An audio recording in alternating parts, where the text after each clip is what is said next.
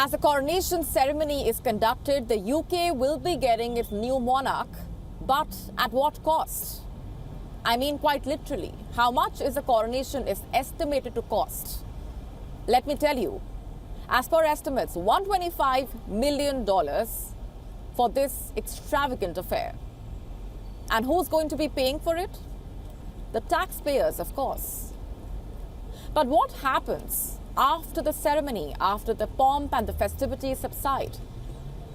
While the coronation is a one-day affair, the royal family is pretty high maintenance all year round.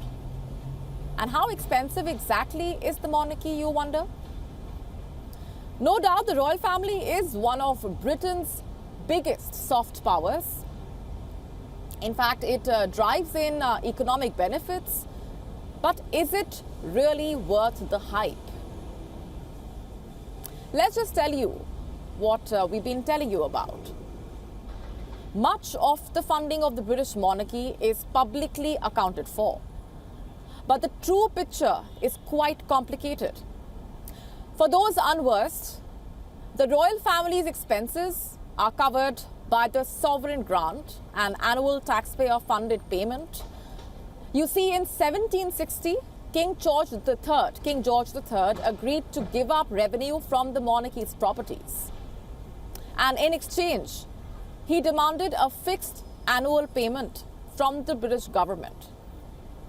And that is when the sovereign grant, earlier known as civil list, came into existence. So just how much money are we really talking about? To be precise, it is 25% of the profits made by the Crown Estate in the previous 2 years. Until 2017, the monarchy's share was only 15%. And in the financial year 2021 to 2022, the grant money came out to be $108 million. And this, by the way, means every tax-paying Briton shelled out $1.61. That's at least what's on the paper. But the burden on the Britons goes beyond that. You see, to begin with, the grant does not cover the monarchy's security costs. And the royals are protected round the clock. They are guarded by bodyguards 24/7. Teams are sent out to scout locations ahead of any planned visit. And then there are vehicles to escort them safely as well. There are security experts who also monitor social media continuously. They stay in touch with the local police. They work to identify threats. So long story short, security for the royals costs a bombshell. And it's not included in the grant, by the way. Before Meghan and Harry gave up their royal duties, their royal titles, their annual security bill easily reached $2 to $3 million. And for their wedding, it was estimated at $37.8 million. And then there are tax exemptions. The royals don't have to pay inheritance taxes, income tax or capital gains tax.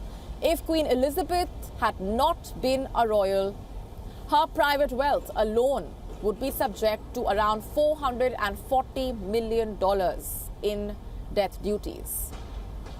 And on top of this, the royal family enjoys considerable personal wealth.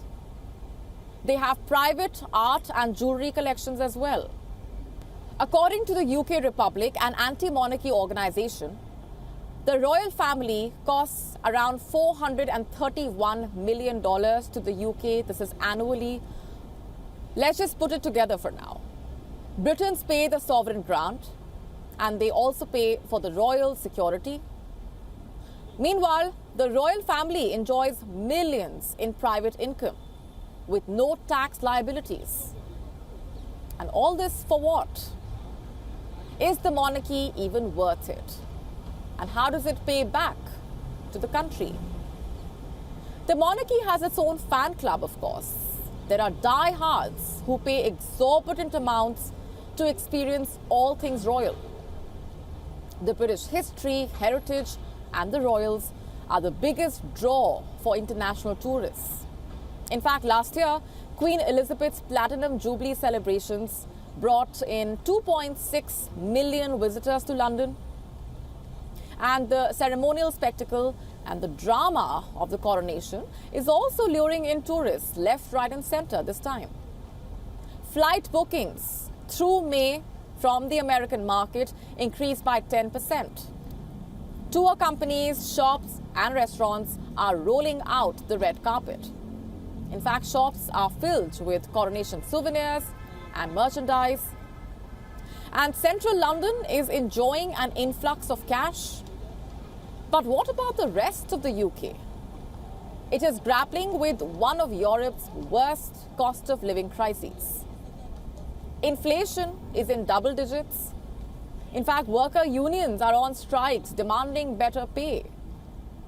Can the monarchy really help with all of this? Have you heard of Operation Golden Orb? Well, it's just another name for the coronation of King Charles III.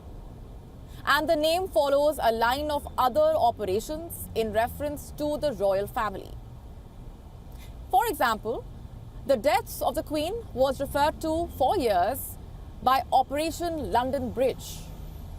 And likewise, the coronation plans for the King are called Operation Golden Orb. But what exactly is it? And what sort of planning, security arrangements are a part of this operation? And are the arrangements a bit too much? I asked this because the Metropolitan Police has been accused of using the coronation to stage the biggest live facial recognition operation in British history.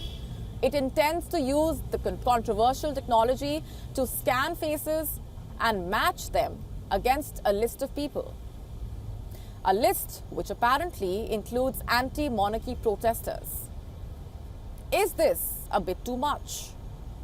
We posed these questions and more to Simon Morgan, a protection officer who once worked with the British royal family. And here's what he told us. WION now available in your country. Download the app now. Get all the updates on the move.